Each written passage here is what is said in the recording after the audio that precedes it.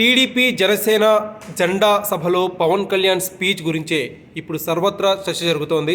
Pawan Kalyan Janasena party ఆవిర్భవించిన రోజు ఎంత పవర్ఫుల్గా ఎంత అగ్రెసివ్గా స్పీచ్ ఇచ్చారో ఇవాళ కూడా అదే స్థాయిలో, ఇన్ఫ్యాక్ట్ దానికి మించి చాలా పవర్ఫుల్గా చాలా ఎమోషనల్గా తన సుదీర్ఘ ప్రసంగాన్ని కొనసాగించారు పవన్ కళ్యాణ్.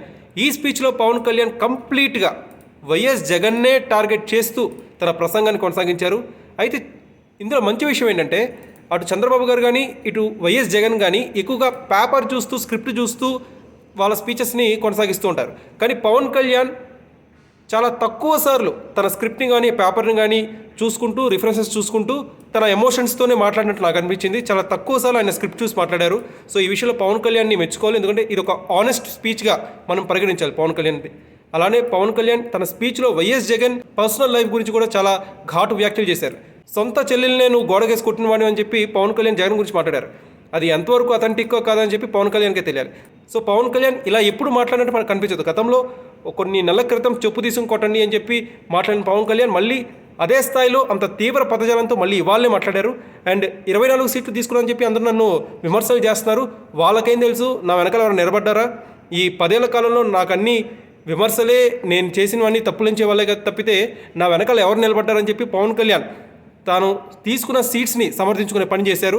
అలానే ఈ స్పీచ్తో పవన్ కళ్యాణ్ టీడీపీ జనసేన అలయన్స్ త్వరలో ఏం చేయబోతుంది, జగన్పై ఎలాంటి యుద్ధాన్ని ప్రకటించబోతుంది అనేది సుస్పష్టంగా పవన్ కళ్యాణ్ తన ఎజెండా ఏంటో చెప్పకనే చెప్పారు.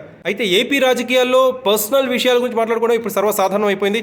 అటు వైఎస్ జగన్ కూడా పవన్ కళ్యాణ్ భార్యల గురించి అనేకసార్లు ప్రస్తావించారు. అలానే పవన్ కళ్యాణ్ కూడా ఇవాళ తన పెళ్లిళ్ళ గురించి ప్రస్తావిస్తూ వైఎస్ జగన్ లాగి చాలా ఘాటు వ్యాఖ్యలు చేశారు. సో ఓవరాల్గా ఎన్నికలు ఇంకా స్టార్ట్ కాకముందే ఇంకా నెల రోజుల సమయం ఉండగానే ఈ స్థాయిలో ప్రతి విమర్శలు చేసుకుంటున్నారు. ఇక ఎన్నికల టైంలో, క్యాంపెయిన్ టైంలో ఇంకెన్ని దారుణాలు మనం చూడాలో అని చెప్పి ప్రజలు భావిస్తున్నారు. సో ఓవరాల్గా ఇవాళ జనసేన టీడీపీ సభ సక్సెస్ అయిందని అనుకోవాలి. చాలా హ్యూజ్ మెంబర్స్ అక్కడ గ్యాదర్ అయ్యారు. అలానే టీడీపీ జనసేన గ్రౌండ్ లెవెల్లో పొత్తుకి సంఘీభావం ప్రకటిస్తున్నట్టే మనకు కనిపిస్తుంది. మొదట్లో కాస్త అభ్యర్థులకి సీట్లు రాని వాళ్ళు కాస్త విచారం వ్యక్తం చేసినప్పటికీ గ్రౌండ్ లెవెల్లో జనసేన కార్యకర్తలు చాలా వరకు జోష్తోనే పాల్గొన్నారని చెప్పుకోవాలి. ఓవరాల్గా ఇవాళ జరిగిన సభపై ఇది నా రివ్యూ. మీకేమనిపించిందో కామెంట్ సెక్షన్లో పంచుకోండి.